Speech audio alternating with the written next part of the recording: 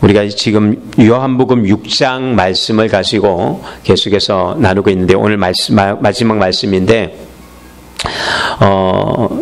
예수님의 말씀이 오늘 성경에 보면 제자들이 여럿이 예수님이 너무 어렵습니다 라는 이야기를 하게 됩니다.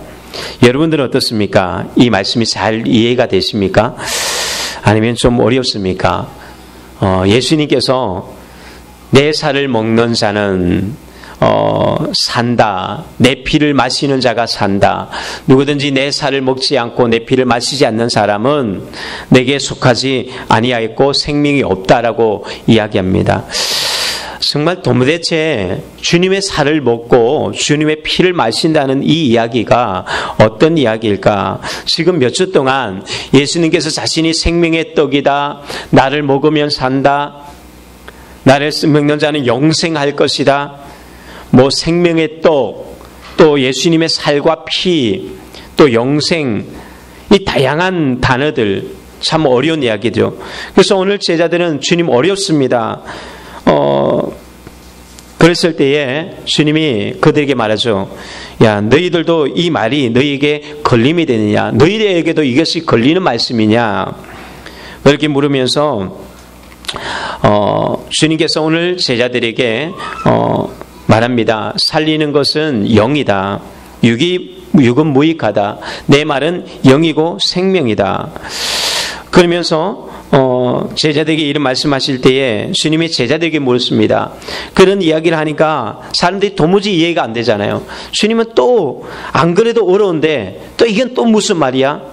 사람들이 더 이상 듣지 못하고 많은 사람들이 주님을 떠나가게 되었습니다. 그러니까 주님께서 제자들에게 묻습니다. 12명만 남았는데 너희들도 떠나가려느냐? 그때 베드로가 주님 무슨 말씀이십니까? 영생의 말씀이 여기 있는데 우리가 어디 가겠습니까? 여기 있겠습니다. 그런데 주님은 말합니다. 그래. 그러나 너희들 남은 12명이 남았지만 너희들 중에도 한 명은 나를 팔 것이다. 라고 하는 그 말씀이 오늘 기록되었습니다. 주님의 말씀은 참 어렵습니다. 제자들도 어렵다라고 그렇게 고백합니다. 3년 반 동안 따라다녔던 제자들 줄곧 주님의 말씀을 듣고 그렇게 배웠지만 여전히 그들에게는 너무나 어려운 이야기예요. 너희 중에 한 사람이 나를 팔 것이라는 말도 이해하기 어려운 이야기였고요. 도대체 누가 우리 주님을 판다는 말인가? 다른 사람 다 떠나가서도 우리는 여기 남아있는데 정말 이 성경의 이야기들이 어려운 것은 분명합니다. 진리의 말씀은 쉬운 것은 아닙니다. 남자를 알지 못하는 여자가 남자와 아무 상관없이 아이를 낳는다는 이야기도, 동경녀 탄생 이야기도 어려운 것이고, 예수님께서 물을 가지고 포도주를 만들었다는 이야기도, 무리를 걸으셨다는 이야기도, 죽은 사람을 살렸다는 이야기도, 또한 주님께서 내가 죽었다가 3일 만에 다시 부활한다는 이야기도 실제로는 정말 다 어려운 이야기. 도대체 이게 어떻게 가능하단 말인가? 그래서 사람들은 이 기적의 이야기들을 다 바꿔버리죠. 물이 포도주가 된 것이 아니라고 이야기하고, 그냥 그것은 사람들이 너무 거기에 도취되어서 그렇게 느꼈을 뿐이다라고 생각하거나, 오병이어의 기적은 예수님께서 기적을 일으킨 것이 아니라 어린아이가 낸 것 때문에 사람들이 감동받아서 저마다 가져온 것을 냈기 때문에 그렇게 사람들이 먹게 되었다. 천주교에서는 그렇게 이 부분을 해석하게 되었습니다. 안 믿는 것이죠. 예수님이 십자가에 죽으신 사건, 어떻게 하나님의 아들이 죽어? 그래서 어떻게 하느냐? 그때 죽은 사람은 하늘에 오신 하나님의 아들 예수님이 아니라 인간 예수일 뿐이다 라고 말하기도 하고, 또 예수님은 그때에 죽지 않고 내려와서 막달라 마리아와 함께 지냈다. 얼마 전에 뭐 또 이런 문서들이 발견되어서 나의 아내라는 그런 단어가 나왔다고 해서 이게 나중에 이단들이 만든 책에서 나온 것인데 또 이것 가지고 논란이 되기도 합니다. 왜냐하면 정말 성경의 이야기들은, 진리의 말씀은 이해하기가 어려운 말씀입니다. 그건 당연한 거예요. 그런데 주님이 묻고 싶은 것은 뭐냐면 이게 너희에게 걸림이 되느냐라는 것이죠. 예수님은 세례 요한이 감옥에 갇혔을 때에 세례 요한이 도무지 이해가 안 되는 것이 있었습니다. 자신은 오직 예수만을 위해서 예수만을 전하였고 그것을 위해서 광야에서 피 터지도록 외치고 예수의 이름으로 세례를 주고 그분을 소개했는데 그가 감옥에 갇혔을 때에 예수님이 신방을 오지 않고 예수님께서 그 감옥에서 건져주지 않는다는 거죠. 그래서 세례 요한은 너무나 고민이 많았습니다. 그래서 제자들을 보냅니다. 너희들 예수님께 가서 한번 좀 물어봐라. 오실 그분이 정말 당신이 맞는지, 정말 그분이 당신이 메시아가 맞는지 한번 물어봐라 라고 이야기했던 적이 있습니다. 세례 요한도 흔들렸다는 거죠. 도무지 주님이 이해가 되기가 어려웠던 때가 있었다는 것입니다. 주님은 그래서 그렇게 이야기를 합니다. 누구든지 나로 인하여서 실족하지 않는 사람이 복이 있다라고 이야기해요. 예수님의 행위와 말씀과 이런 것 때문에 걸림이 되어지지 않는, 걸려서 넘어지지 않는 사람이라면 진짜 그 사람은 복 있는 사람이에요. 그런데 문제는 많은 사람들이 걸려 넘어진다는 것입니다. 십자가에서 걸려 넘어집니다. 기적에서 걸려 넘어지는 것이죠. 예수님의 많은 말씀들 속에서 걸려 넘어집니다. 동정녀 찬송에서 걸려 넘어지는 사람들, 부활 이야기에서, 무리를 그런 사건에 의해서, 다양한 성경의 이해 속에서 사람들 곳곳에서 넘어집니다. 그래서 예수님을 안 믿게 되어지죠. 유대인들은 십자가를 생각할 때에 어리석은 것이고 헬라인들이 봤어도 그건 정말 미련한 일들이었습니다. 도무지 받아들이기 어려운 것이었습니다. 그래서 십자가는 그들에게는 참 걸림이었지만 믿는 우리에게는 십자가가 능력이 되어서 살리고 고치고 우리를 변화시켰다라는 것입니다. 이것이 십자가였거든요. 믿는 자에게는 하나님의 말씀은 능력이 되는 줄로 믿습니다. 믿는 자에게는 그 십자가가 우리를 살리는 줄로 믿습니다. 그것이 말씀이요, 그것이 십자가요, 그것이 진리입니다. 그런데 걸려 넘어집니다. 오늘 성경에도 보면 예수님께서 이런 말씀을 하셨을 때에 64절에 보면 이는 예수께서 믿지 아니하는 자들이 누구며 자기를 팔자가 누구인 줄 처음부터 아심이라. 믿지 않는 사람들이 있었고요. 66절에 보면 많은 사람이 떠나갔다라고 이야기합니다. 그리고 다시는 그와 함께 동행하지 아니했다. 다니지 아니했다. 주님을 믿지 아니하고 주님을 떠나가고 심지어는 71절에 보면 예수를 팔자르라. 심지어는 예수님을 팔아버리는 사람까지도 생겼다라는 것이죠. 무엇 때문에요? 진리의 말씀에 걸려서. 영생의 말씀, 이 말씀을 했는데 그들은 어려울 뿐만 아니라 어려워도 12제자는 남았는데 많은 사람들은 어렵다고 거기서 걸려서 떠나고 버렸다는 것입니다. 그런데 누구 중에서요? 예수님이 말합니다. 너희 중에도라고 얘기합니다. 그 너희 중에는 보면 제자입니다. 제자 중 여럿이 말씀이 어렵다. 그리고 예수님을 그렇게 부지런하게 따라다녔던 많은 사람들, 열광적으로 따라다녔던 거기에는 12제자는 아니지만 70명의 제자들이 또 있습니다. 그렇게 70명의 제자들 중에서 많은 사람이 떠나갔다라고 이야기해요. 기적을 맛보고요. 자신들이 직접 전도에 참여하여서 전도하면서 귀신들이 하늘에서 떨어지는 것을 보기도 하고요. 또한 병든 자가 치유되는 것을 경험했던 사람들도 진리의 말씀 앞에서 결국은 떠나갔다라는 것이죠. 그래서 주님은 그렇게 이야기합니다. 마지막 때에 내가 믿음을 보겠느냐. 그만큼 참된 믿음을 찾기가 어렵다는 것이에요. 내가 경험했기 때문에 참 믿음이 아니에요. 내가 예수 이름으로 귀신을 쫓아냈기 때문에 내가 진짜 구원받은 사람이라고 생각해서는 안 된다는 것입니다. 심지어는 남아있는 12명, 주님 다 떠나갔지만 우린 남았습니다. 그러나 남아있는 12명 중에도 예수님을 팔 자가 있었다. 참 이거는 끔찍한 이야기예요. 무슨 이야기입니까?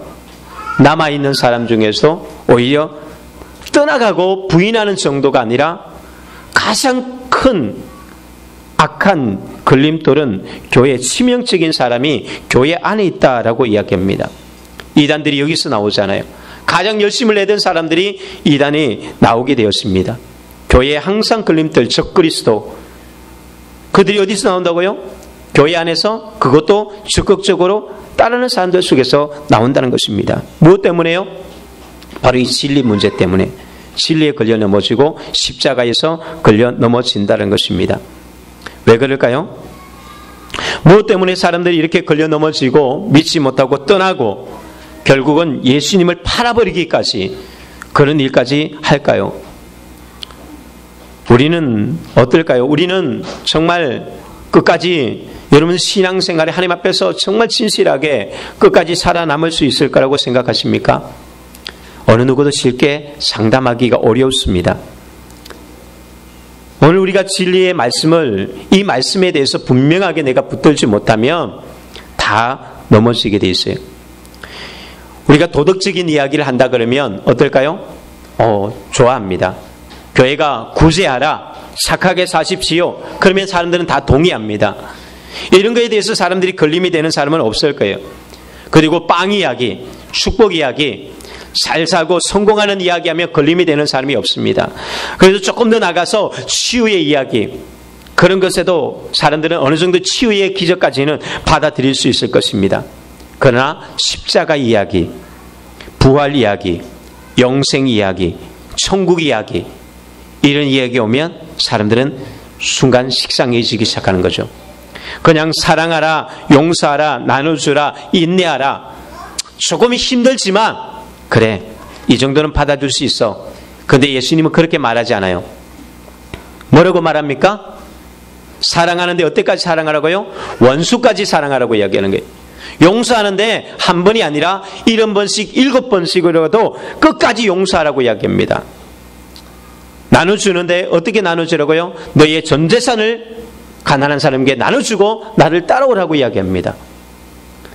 인내하라고 하는데 그냥 인내가 아니라 그냥 죽으라고 이야기합니다. 네가 그냥 죽어라. 그러니까 진리는 어려운 거예요. 그냥 세상에서 보편적으로 이야기하는 도덕적인 이야기는 다 받아들일 수 있는데 주님의 진리의 말씀은 부담이 가는 거예요. 거부감이 생기기도 합니다. 그래서 사람들은 떠난다는 거죠. 생명의 이야기가 선포되어질 때에, 영적인 말씀이 주어졌을 때에 영적인 말씀이 부담스러워하는 사람도 있습니다. 성경대로 살아라, 믿음으로 살아가라, 주님만 따라가라. 그러면 사람들은 다 등을 돌려버리는 거죠. 그래서 우리가 예화 이야기를 하면 어떻습니까? 예화를 들면 사람들은 그건 인간 안에서 온 이야기니까 귀가 솔깃하지만 성경으로 다시 돌아가면 사람들은 졸아버려요. 이것이 인간의 모습이라는 거죠. 그리고 또한 어떤 기적 이야기보다는 인간이 그 사람이 어려운 환경 속에서 정말 이를 악물고 그래 뼈를 깎는 고통 속에서 내가 이렇게 해서 성공했다 하면 사람들은 막 박수를 칩니다. 그런데 저는요, 아무것도 아닙니다. 그런데 하나님께서 저를 이렇게 높여주셨습니다. 그런 이야기 하면 에이 저거 뻥이야. 잘 믿으려고 하지 않고, 혹시 그게 때로는 순간적으로는 놀라긴 놀라지만 그게 나와 연결이 안 된다는 거죠. 그냥 정말 자기가 노력해서 성공한 사람 이야기는 그래 나도 한번 노력해봐야지, 이런 게 내가 노력해야 된다 하면 좀 도전해보겠는데, 성경은 그렇게 말하지 않습니다. 네가 죽으면 산다라고 이야기합니다. 네가 포기하면 다 얻는다라고 이야기하는 거예요. 그러니까 정말 환장을 놓듯 아니에요? 하나님이 나보고 너 이렇게 하면 성공할 수 있어, 이렇게 하면 돈을 벌 수 있어, 이렇게 하면 건강할 수 있어, 그러면 좀 좋겠는데, 그래서 하루에 얼마씩 운동하면 너 살 빠질 수 있어, 이런 게 얼마나 좋아요. 근데 성경은 그런 이야기를 안 한다는 거죠. 이렇게 그냥 하루에 얼마 동안 이렇게 하면 네가 성공할 수 있고 부자가 될 수 있어, 내가 뭔가 할 수 있는 이야기를 시킨다면 참 좋겠는데, 주님은 그렇게 말하지 않고 내 살을 먹어야 살고 내 피를 마셔야 산다, 내게 구하라, 내게 나오라, 그 이야기만 항상 하는 거예요. 도대체 예배드리고 늘 기도만 한다면 도대체 뭐가 나와? 그래서 뭐가 일어난단 말인가? 이해할 수가 없고 받아들이기가 참 어려운 부분들이 있다는 거죠. 그래서 오늘 주님은 우리에게 세 가지 이야기를 합니다. 첫 번째로는 왜 그러느냐? 63절 우리 한번 같이 읽어볼까요? 63절 시작. 살리는 것은 영이니 육은 무익하니라. 내가 너희에게 이런 말은 영이요 생명이다. 살리는 것이 뭐라고요? 영이라고 얘기합니다. 살리는 것은 육이 아니다. 육은 무익하다. 이 말은 우리의 이성과 우리의 어떤 지성으로서 그것을 이해하거나 또한 우리 영혼을 살릴 수 있는 것이 아니라는 것입니다. 우리 영이 또한 성령이 우리를 살리는 거예요. 내 영혼이 살아나면 성령의 사람이 되면 영적인 사람이 되어지면 그러면 이 주님의 말씀이 이해되어지고 말씀이 내가 먹으니까 어떻게 되느냐? 영혼이 살기 시작하고 영혼이 살아나니까 범사가 풀리기 시작하고 범사가 풀리니까 모든 게 다 되더라는 거예요. 여러분 그것은 비단 다이어트든지 공부든지 돈 버는 것이든지 그건 문제가 되지 않습니다. 우리가 왜 실패할까요? 방법을 몰라서 실패합니까? 수없이 많은 책들을 여러분들 사서 보십시오. 성공할 수 있는지. 자녀 교육에 관계된 책들을 매일마다 탐닉하고 또한 시청하고 다 공부해 보십시오. 내 자녀가 성공적으로 크는지. 그건 아니거든요. 살리는 것은 영이지 육이 아닙니다.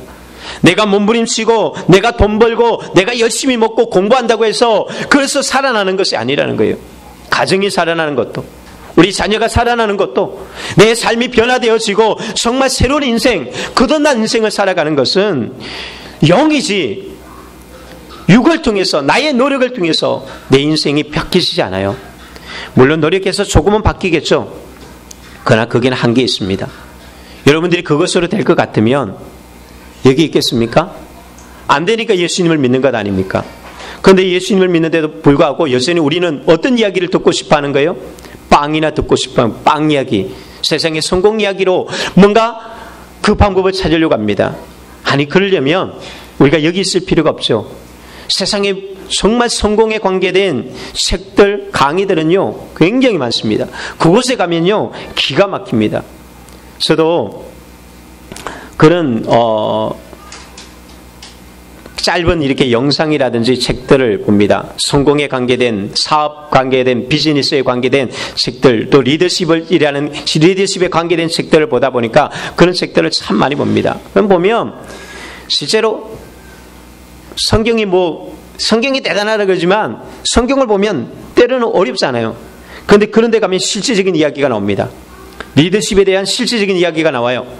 그리고 자녀 교육에 대한 실제적이고 구체적인 이야기들이 그런 책들은 굉장히 나오는데 성경에는 보면 너무 그냥 두루뭉실한 것 같아요. 나에게 맡겨라. 자녀를 위해서 기도하라. 말씀으로 가르치라. 사실 이런 것을 보면 구체적이 보이지 않거든요. 이해가 잘 안 되는 거예요.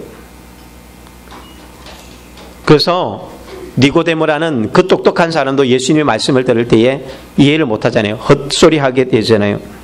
육으로 난 것은 육일 뿐이다. 예수님은 니고데모에게 그렇게 말합니다. 육으로 난 것은 육이다. 오늘 말씀에서는 육은 무익하다. 육을 통해서 그것을 영적인 세계와 천국과 영원한 것, 이 하나님의 놀라운 계획들을 너의 머리로 지금 그걸 가지고 이 성경을 이해하려고 한다는 것은 이건 어리석은 일이다. 아무 유익이 없다. 오늘 제가 여러분들에게 말씀을 선포하는 것은 여러분들이 머리에 이해시키려고 논리를 어떻게 만들어가느냐 그게 아닙니다. 여러분들이 영혼에 고수하는 거예요. 여러분들이 영혼이 이 말씀을 받아 먹을 때에 그 영혼이 살아나면 이 부분들은 다 해결되었습니다. 또한 영을 살리는 것은 영이라는 것은 바로 성령님께서 우리를 살린다는 이야기예요. 성령이 임하면, 성령에 속하면, 성령 안에서 살아가고 영적인 사람이 되었으면 성경은요 정말 기가 막힌 거예요. 그래서요 오히려 예수 믿는 사람들은 일반 서적에 가서 지혜를 찾잖아요. 그런데 거듭난 사람은 어떻게 해요? 이 성경책에서 성경만 붙들고 살다가 여기서 과학이 나오고 여기서 의학이 나오고 여기서 온 우주 이론이 다 나와버렸어요.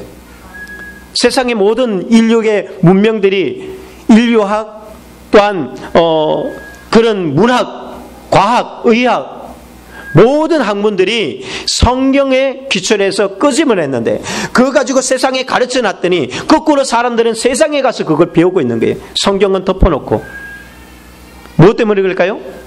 성령의 사람이 아니기 때문에, 영적인 사람이 아니기 때문에. 그래서 오히려 우리는 육적인 것으로 뭔가 해결을 하려고 합니다. 사람들이 떠나갔던 이유도 바로 여기 있다는 것이죠. 바울은 분명하게 말합니다. 로마서 8장 11절에 예수를 죽은 자 가운데서 살리신 영이 너희 안에 거하시면 그리스도 예수를 죽은 자 가운데서 살리신 이가 너희 안에 거하시는 그의 영으로 말미암아 너희 죽을 몸도 살리리라. 누가요? 성령님이 너희 죽을 몸도 살린다. 로마서 8장 2절에서는 생명의 성령의 법이 죄와 사망의 법에서 너를 해방하였다. 성령님께서 우리를 살리시고 그 영적인 존재가 되었을 때 비로소 우리는 살아나는 거예요. 육적인 관점으로요, 아무리 들어도 깜깜한 이야기예요. 답답한 이야기죠. 그래서 육적인 이야기에는 사람들이 좀 이야기하고 뭔가 반응이 오지만 영적인 이야기에 들어가면 다 졸아버려요. 우물 안에 개구리가 우주를 이해할 수 있을까요? 육에 갇혀 있는 사람이 어떻게 하나님의 세계 천국과 영원이라는 것을 알 수 있을까요? 하루살이에게 내일이라는 것을 이해할 수 있겠습니까? 아무도 하루살이에게 내일이라는 것을 이해시킬 수가 없습니다. 내일은 그에게는 모릅니다. 단어 자체가 없습니다. 영생이라는 단어는 이 땅에 있는 존재하는 단어가 아닙니다. 어디 일반 서적에 영생이라는 단어가 나오겠습니까? 천국이라는 단어가 어디 나오겠습니까? 오직 성경에만 천국, 영생의 관계는 왜? 하나님이 우리에게 주신 말씀이기 때문에, 인간이 만든 책이 아니기 때문에 그렇다는 것입니다. 우리의 모든 것을요 이해하려면, 우리 영혼이 살아나면 다 이해가 되었습니다. 고난의 문제요, 인간의 문제, 그것은 육신의 문제가 아닙니다. 오늘 우리가 힘들어하고 어려워하는 문제들이 그게 육신의 문제 때문에 내가 어려워하는 문제가 아니에요. 영적인 문제예요. 죄의 문제라는 거죠. 인간의 타락의 문제. 교회의 일이라는 것도 결국은 영적으로 되어서야만 이해가 할 수 있는 거예요. 오늘 예수님께서 제자들에게 그런 이야기입니다. 야, 너희들이 이 말씀이 걸리느냐? 그러면서 62절에 그런 이야기를 하죠. 그러면 너희는 인자가 이전에 있던 곳으로 올라가는 것을 보면 어떻게 하겠느냐? 이게 뭐냐면 예수님의 성천 이야기거든요. 야, 너희들 지금 내가 이 말 하는데도 이게 이해를 못한다면 내가 언젠가는 내가 왔던 곳, 하늘로 올라가는 것을 너희들이 보게 될 텐데 그거 보면 너희들 기절하겠다? 그런 이야기죠. 이게 어떻게 이야기하는 게, 예수님이 하늘로 올라가는 것, 천사들에게 받들려서 하늘 위로 올라가는 것을 너희들이 눈으로 볼 때면 이거 어떻게 이야기하느냐, 해석할 수 있겠느냐? 그럼 사람들이 이걸 이상하게 만들어버리는 거죠. 결국 오병이의 기적을 보고도 그것을 영적으로는 영적인 눈이 뜨이지 못하니까 기적을 보고도 육적으로만 해석해버리는 거예요. 그러니까 예수님이 성천을 한데도 나중에는 어떻게 바꿔버려요? 성천한 게 아니라 제자들이 그 시간에 막 환상을 본 거자. 예수에 미쳐버려서 그 정신 나가서 본 거야. 이렇게 해석해버리는 거예요. 무엇 때문에요? 말씀에 대해서도 이해를 못하면, 영적인 눈이 뜨이지 못하면 우리가 죽음에 대해서 또 마찬가지예요. 고난도 마찬가지고, 영적인 이해가 있을 때에 우리는 죽음에 대해서 진정으로 받아들일 수 있습니다. 안 그러면 나 안 죽어 라고 발악을 하죠. 이것은 바로 오늘 예수님은 다시 한번 이야기합니다. 이 모든 것이 하나님의 은혜로 되는 것이다. 이것이 하나님께서 우리에게 가르쳐 주신 것이라고 이야기하는 거죠. 65절 말씀에 보면 또 이르시되 그러므로 전에 너희에게 말하기를 내 아버지께서 오게 하여 주지 아니하면 누구든지 내게 올 수 없다.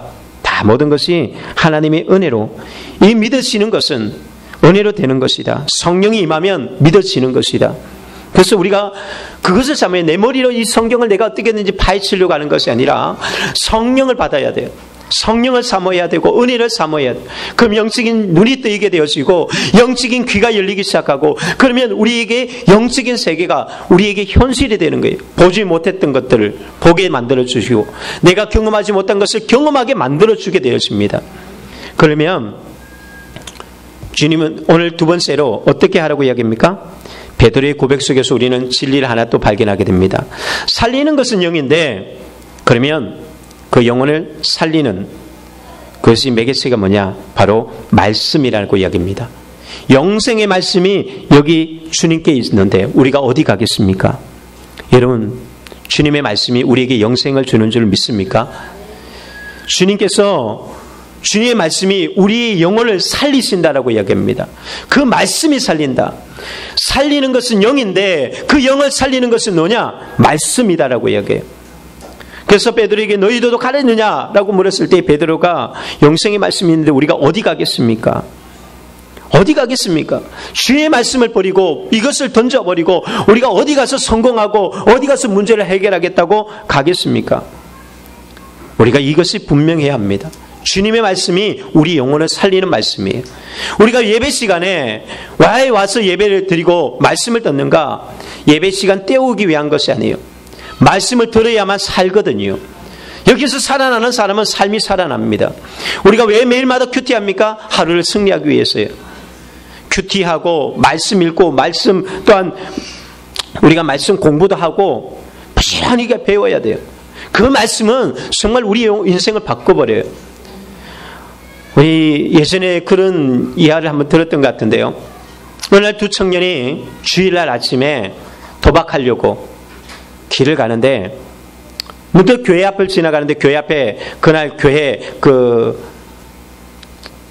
말씀 제목이 있는 거예요. 말씀 제목인데 오늘의 말씀 해가지고 죄의 싹은 사망이다. 이 말씀이 딱 들었는데 이 청년에게 이 두 청년 중에 한 청년에게 이 말씀이 확 들어오는 거예요. 그래서 길을 가다가 갑자기 야야 나 오늘 예배 드려야 될 것 같아. 교회 갈 거야.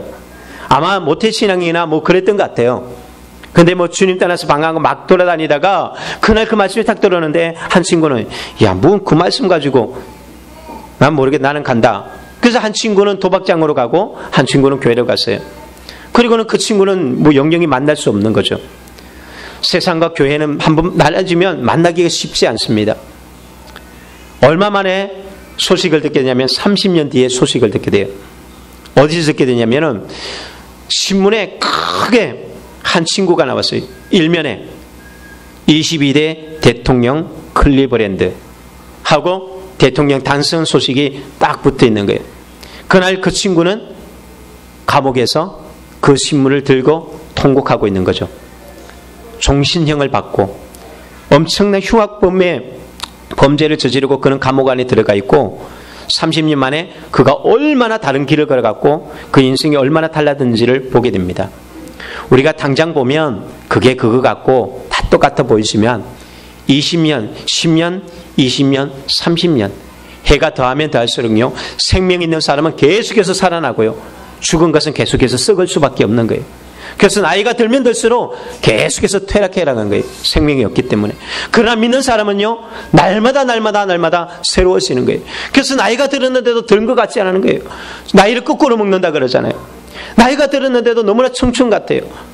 너무나 그 안에 기쁨이 있고 천사예요. 죽을 때에도 막 그냥 안 죽으려 노력하는 게 아니라 정말 천사같이 그렇게 사신 인생을 마감하게 돼요. 이게 말씀이에요. 한 말씀이 인생을 이렇게 갈라놓는 거예요. 말씀을 들은 사람과 그렇지 않은 사람의 사이 인생을 갈라놓는 게 이렇게. 그래서 예수님은 백부장을 굉장히 칭찬했던 적이 있습니다. 무엇 때문에요? 백부장의 하인이 병이 들었을 때, 병 들어서 죽게 되었을 때에 백부장이 요청하잖아요. 예수님께 고쳐달라고. 근데 뭐라고 이야기합니까? 주님이 안 가셔도 상관없습니다. 주님이 전능하신 분인데 말씀만 하십시오. 주님의 말씀이면 내 하인도 왔다 갔다 할 것이고 주님의 말씀이면 내 하인이 낫겠습니다. 주님이 깜짝 놀랍니다. 내가 이만한 믿음을 본 적이 없다. 정말 이거는 주님의 말씀만 가지고도 믿을 수 있는 그 믿음은 어마어마한 믿음이라는 거예요.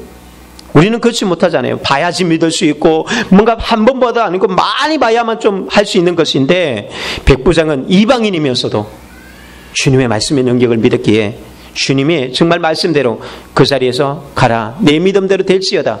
그 순간 그 아이는 바로 나은 줄로 믿습니다. 말씀이 능력이에요. 말씀이 우리 영혼을 살리는 거예요. 그 말씀이 가정도 살리고요, 말씀이 민족을 살리는 거예요. 말씀으로 부흥이 일어날 때에 그게 진짜 부흥이에요. 여러분들이 말씀을 덮어놓고 부흥은 일어나지 않습니다. 영혼이 살아난다고 말할 수 없습니다. 내가 말씀을 덮어놓은 것은 아직 영혼은 죽은 거예요.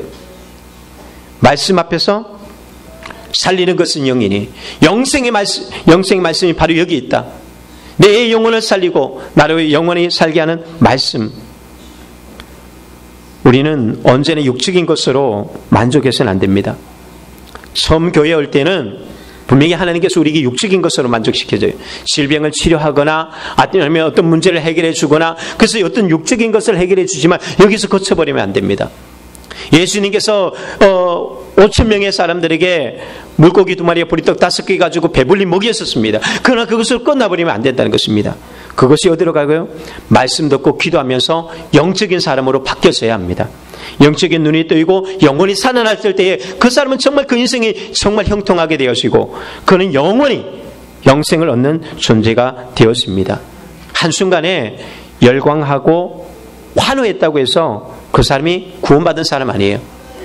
이스라엘 백성들이 호산나 다윗의 자손이 하면서 환호하고 찬송하고 열광하고, 지금 이들이 예수님을 만나기 위해서 어떻게 했습니까?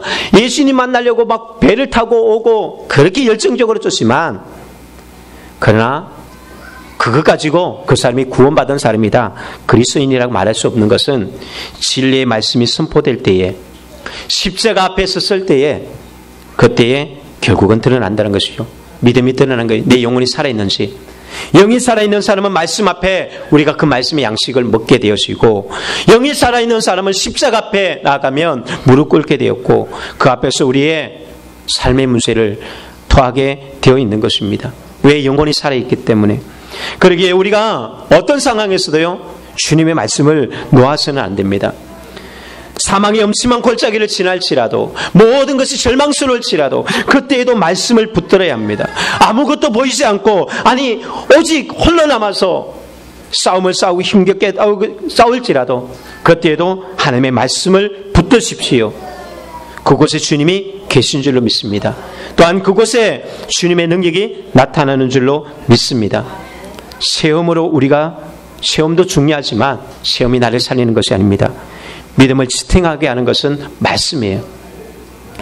그러면 말씀을 어떻게 해야 될까요? 말씀이 어려운데요, 말씀이 걸림이 되기도 하는데요, 베드로가 다 이해했을까요? 아닙니다. 베드로가 이해한 게 아니에요. 베드로가 주님의 말씀을, 베드로는 똑똑해가지고 주님 그 말씀 너무 쉬워요, 내가 그 말씀 모를 줄 알아요? 아닙니다. 제자들도 다 어려운 건 마찬가지예요. 다 어려웠는데 베드로가 뭐라고 고백합니까? 너희도 가리느냐라고 물었을 때 베드로가 영생의 말씀이 주께 있는데 어디 가겠습니까? 하면서 69절에 우리 한번 같이 읽겠습니다. 69절 시작. 우리가 주는 하나님의 거룩하신 자인 줄 믿고 알았사옵나이다. 자, 여기에 비결이 있습니다. 어떻게 그러면 우리가 말씀을 받을 것인가? 뭐라고 얘기합니까? 베드로가 뭐라고 고백하죠? 주는 하나님의 거룩하신 자인 줄 믿고 알았습니다. 이해하고 믿으려고 하지 말라는 거예요. 그냥 믿으라는 것입니다. 주님의 말씀을 그냥 믿으라는 것입니다. 그래서 베드로가 말합니다. 믿음이 뭔지예요? 믿고 알았나이다. 믿게 되었으면 알게 되는 거예요. 히브리서 11장 31절에 11장 3절에 보면 그렇게 나와 있습니다. 믿음으로 모든 세계가 하나님의 말씀으로 씌어진 줄을 아나니. 믿음으로 아나니라고 얘기합니다. 믿을 때에 우리는 알게 되었습니다. 창세기 1장 1절 태초에 하나님이 천지를 창조하시니라, 이 말씀만 믿으면요, 나머지 요한계시록에까지 모든 말씀은 다 믿게 되어지고 이해가 되었습니다. 내가 믿으면요, 이해 안 될 게 뭐가 있어요? 하나님의 말씀으로 천지 만물을 만드셨는데 말씀 한마디로 물을 가르치고 말씀 한마디로 병든 자를 고치시고 말씀 한마디로 물이 포도주가 되게 만드셨다면 그게 왜 못 믿어지겠습니까? 말씀으로 청지를 만들었는데 우리가 그것만 믿게 되어지면 성경은 다 풀리는 거예요. 우리가 복잡하고 어려운 것들도 다 이해되기 시작합니다. 이사야서 7장 9절에 보면 만일 너희가 믿지 아니하면 정령이 굳게 서지 못하리라. 우리가 이것을 믿지 않으면 설 수가 없는 거예요. 이해돼서 믿는 것이 아니에요. 때로는 이해가 안 되는데 믿는 거예요. 믿으니까 어떻게 돼요? 알게 되어가지고. 또한 예수님은 마르다가 그의 오빠 나사로가 죽었을 때에 이미 죽어서 사흘이 지나고 나흘이 지나서 무덤 속에 들어갔을 때에 왜 예수님이 이제 오셨습니까? 하셨을 때에 주님이 마르다에게 했던 이야기죠. 네가 너에게 믿으면 영광을 보리라 하지 아니했느냐? 믿으면 영광을 보리라. 슬픔과 절망 속에 있는 마르다에게 주님이 하셨던 것은 네가 믿으면 영광을 본다라고 얘기합니다. 실제가 되게 만들어준다는 거예요. 우리가 믿을 때에 비로소 무리를 걸을 수 있는 거예요. 내가 믿을 때 비로소 치유가 일어나는 것이고요. 내가 믿을 때 비로소 우리에게 기적은 일어나는 거예요. 주님 보여주시면 믿겠습니다. 그래서 믿었습니까? 아무도 안 믿었어요. 오병이의 기적을 자기의 눈앞에서 자기 입으로 다 경험했음에도 불구하고 지금 그 속에서 다 소화도 안 된 사람도 있을 테인데 그런데 그 기적을 보고도 못 믿는 거예요.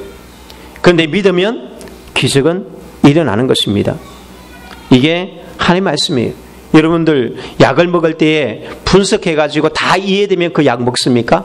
집에 갖고 와가지고 분석해가지고 이게 뭐가 들었고 이건 어디에 줬고 그거 다 분석해 이해가 되면 그러면 그때 먹습니까? 저도 이게 좀 성격이 그래서 어떤 과자를 봐도 그렇고 음료수를 봐도 그렇고 그냥 먹지 않고 꼭 성분을 봅니다. 물론 봐도 이해는 못하는데 어쨌든 여기에 뭐가 많이 들었는가, 진짜 비타민이 많이 들었는가 보면 다 가짜예요. 비타민 들은 것도 없어요. 0.00 뭐 이렇게 들었고 뭐 DNA가 뭐 들었다 해도 아무 필요도 없는 건데, 근데 그냥 우리가 약이라는 것도 마찬가지예요. 그냥 믿고 먹으니까 실제로 이거 갖고 안 맞는 경우가 대부분이죠. 5만 가지 질병 중에 진짜 효과가 있는 양은 5, 6천 가지. 실제로 우리 약을 먹어서 실제적으로 그 병균을 죽여서 해주는 건 없는 거예요. 근데 단지 낫는 이유가 뭐예요? 믿으니까 낫는 거예요. 왜 어떻게 낫는지 이 약이 나를 어떻게 고치는지 우리는 몰라요. 근데 모르지만 믿고 그냥 먹었더니 낫게 되더라는 거죠.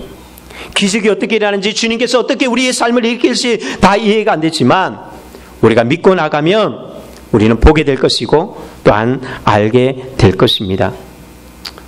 오늘 우리가 우리의 믿음을 다시 한번 더 돌아봤으면 좋겠습니다. 우리는 정말 예수님을 믿고 있는가? 그 말씀을 정말 우리는 받아들이고 있는가? 영생의 말씀이 여기 있다라고 베드로가 고백했는데, 물론 베드로는 나중에 가면 어떻게 해요? 이렇게 고백했지만, 주는 그리스도시요 살아계신 하나님의 아들이라고 고백했지만 그도 주인임을 부인하기도 하고 심지어는 사탄아 물러가라는 예수님의 이런 이야기까지 듣습니다. 그런데 베드로가 대단한 건 뭐예요? 예수님께 사단이라는 이야기를 들으면서도 시험에 안 빠졌다는 거죠. 정말 대단한 거죠. 예수님께 그런 충격적인 이야기를 듣고도 이 무식한 놈아 이런 이야기잖아요. 어떻게 몰라도 그렇게 모를 수 있냐, 그런 이야기인데 베드로도 그랬다는 거예요. 하나님이 가르쳐 주셔서 아는 것이고 그냥 믿었을 뿐인 것이, 베드로가 말씀을 십자가를 이해해서 뭐 그리스도시요 살아계신 하나님의 아들이라는 것이 아닙니다. 그냥 주님의 거룩하신 하나님이라는 그것을 그냥 그대로 믿은 것뿐이에요. 하나님의 신실하심을 믿은 것뿐입니다. 그분의 약속을 믿는 것이고, 그리고 그냥 따라가는 거예요. 이해에 대해서 따라가는 것이 아니었습니다. 실수하고 넘어지고 부인하고 실패하지만 그래도 따라가는 거예요. 이게 믿음입니다. 제가 책을 안 갖고 왔는데 정말 충격적인 그런 이야기이기도 하고, 물론 들었던 이야기들이지만 오래전부터 나왔던, 이번에 후속작으로 또 두 번째 책도 나왔는데 레디컬이라는 책이 있습니다. 말씀에 이 책 제목이 참 독특하기도 한데, 데이비드 플랫이라는 목사님이 쓰신 책인데 미국의 블루힐즈 교회라는 교회에서 목회하시는데 이분에게 딱 담임 목사가 되면서 수식어가 붙은 게 뭐냐면 최연소 대형교회 담임 목사. 이 대형교회라면 그래도 나이가 어느 정도 되는 세인데 나이가 어렸을 때에 대형교회 담임 목사가 된 거예요. 수천 명 나오는 교회에. 그래서 이 사람에게 늘 이게 붙고 또 뿐만 아니라 급성장하는 교회에는 항상 이 사람이 이 교회 이름이 블루힐즈 교회 이름이 항상 나오는 거예요. 얼마나 막 사람들이 몰려오는지 부흥이 막 되는 거예요. 이 젊은 나이에. 그런데 어느 날 이분이 자신을 돌아보는 시간이 된 거예요. 두 가지 질문을 던집니다. 진짜 내가 예수님을 믿고 있는가? 그리고 내가 예수님께 순종하는가? 이 두 가지 질문을 그가 이 오늘 요한복음에 나오는 이 6장 말씀을 통해서 그가 물어봤다는 거죠. 아니 이런 기적을 맛보고 이런 말씀을 맛보고도 떠나간다. 그렇다면 우리 교회에 이렇게 많이 몰려오는데 이들이 진짜 교인일까? 이들이 정말 예수 믿는 사람 맞을까? 기적을 보고 따라온 사람 아닐까? 그냥 교회가 크니까 따라온 것 아닐까? 진짜 교인 맞을까? 고민에 빠지는 거죠. 저도 늘 그런 고민을 합니다. 정말 내가 제대로 목회하고 있는가? 정말 우리 교인들은 이대로 가가지고 다 천국 갈 수 있을까? 천국 갔을 때 하나님 앞에 섰을 때에 정말 적어도 나를 통해서 예수님을 만나고 그렇게 했다고 고백할 수 있는 사람들이 얼마나 될까? 오늘 한국교회에 얼마나 많은 참된 교인이 있을까? 이분이 진짜 충격받은 것은요. 어디 있냐면은 동남아시아의 지하교회에 방문하면서 그가 이런 고민들을 하게 돼요. 많은 동남아시아에 아직도 불교 국가잖아요. 그런데 그 교회에 방문을 했더니 지하교회에 가는데 워낙 비밀리이기 때문에 공개가 안 되는 거예요. 그래서 한번 가는 것도 쉽지 않아요. 차를 태워서 모자를 눌러 쓰고 전혀 앞을 못 보게 한 뒤에 앞 사람만 바라보고 가게 만들어요. 그렇게 예배 드리러 가는 거예요. 아무도 그걸 몰라요. 그 길을 모르게 만들었다는 거죠. 그래서 그곳에 갔는데 지하로 내려갔는데 너무나 놀랐다는 거예요. 그곳에는 악기도 없고 아무것도 없는데 이들이 찬양하고 몇 시간이고 말씀이 선포되어지는데 어느 누구도 자리를 뜨는 사람도 없고 찬양을 하는데도 정말 그렇게 뜨거운 찬양은 본 적이 없고 야 이게 교회구나. 그들이 기도하는데 어느 누구도 자기 문제 때문에 기도하는 사람들의 소리가 안 들려요. 모두가 뭐라고 기도하느냐? 모두가 주님 내가 주를 위해서 살겠습니다. 내가 주님만 따르겠습니다. 주여 나를 붙들어 주십시오. 모두가 그렇게 막 눈물을 흘리면서 주님만 따르겠다고 이 믿음 지켜달라고 그 기도로 막 그냥 그들은 계속해서 눈물 내면서 기도하는 거예요. 그게 충격에 빠지는 거죠. 여러 곳에 가는 곳마다 그런 거예요. 실제로 우리도 지하교회인데 똑같이 지하교회인데 우리에게는 그런 것을 보이기 없잖아요. 악기가 잘 갖춰져 있고 또한 스피커나 음향시설이나 의자도 그래도 갖춰졌는데 물론 지하교회까지 오는 것만 해도 여러분들은 대단한 사람들이죠. 늘 우리가 지난주 수요일에도 그 신성근 목사님이 그런 지하교회 그렇게 말씀하셨지만 실제로는 그렇거든요. 지하교회에 누가 오겠느냐. 어려운 부분들이 있지만 우리는 지하교회에 왔기 때문에 우리는 의로운 사람은 됐다라고 생각하면 안 된다는 거죠. 내가 가난하고 내가 어려운데 목회하기 때문에 야 너는 잘난 목회자야 그렇게 생각해서는 안 된다는 것입니다. 그래서 이 목사님이 자기 교회에 돌아가서 실험을 했어요. 우리 교인들은 정말 진짜 교회입니까? 모든 조건들이 안 갖춰졌는데 이들이 정말 예배 잘할 수 있을까? 그래서 악기 다 없애고요. 의자, 심지어는 편안한 의자 그거 다 없애버리고 그냥 맨바닥에 그리고 편의시설 다 없애버리고 그야말로 건물만 딱 남겨놓은 채로 광고를 합니다. 언제가 좋을까 해서 주일날이 아니라 금요일날 6시에 우리가 집회를 가집니다. 몇 시간 동안 하면 6시간 동안 오직 성경 공부와 기도 외에는 아무것도 하지 않아요. 그렇게 광고를 하고 기도를 준비합니다. 얼마나 올까? 자기 교인들이 얼마나 올까? 얼마나 왔을까요? 첫날에 1000명이 왔습니다. 그리고 첫날에 왔을 때 얼마나 불편했을까요? 그런데 그 다음 주에 갔더니 더 많이 왔습니다. 그 다음 주에는 더 많이 왔습니다. 너무 많이 와서 나중에는 이 건물 안에 수용을 할 수 없을 만큼 너무 많이 넘쳤다는 거죠. 이분은 그래서 계속해서 분리개척하고 그렇게 하시는데 이게 생명이거든요. 살아있다는 것이 성령이 임하였기 때문에 그런 거예요. 우리가 악기가 우리를 변화시키거나 우리를 찬송하게 만드는 것이 아니고 어떤 목회자의 어떤 언변 아주 말을 잘해서 그래서 사람들이 막 변화되는 것이 아니에요. 성령의 기름 부으심이 있고 진리의 말씀이 선포되어지면 영혼은 살아납니다.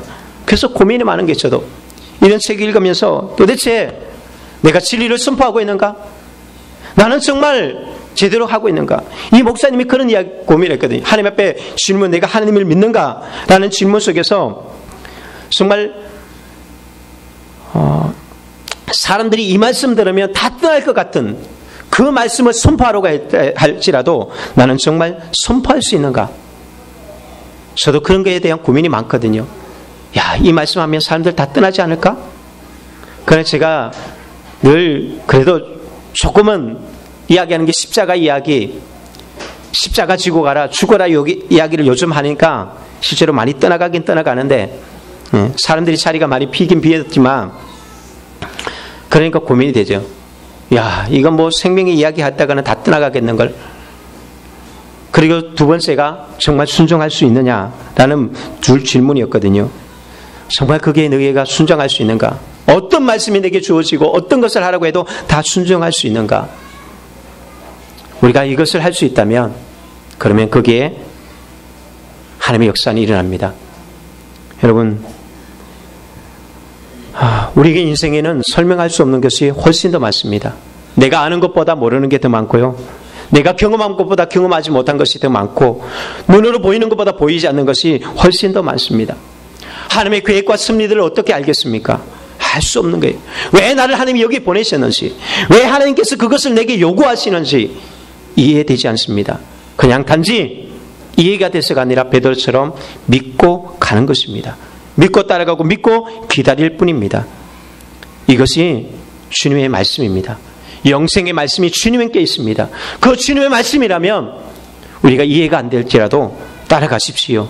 주님 말합니다. 듣는 자는 살아나리라. 이 말씀을 듣는 자는 살아나는 줄로 믿습니다. 이 말씀이 적용되어지는 가정은 살아나는 줄로 믿습니다.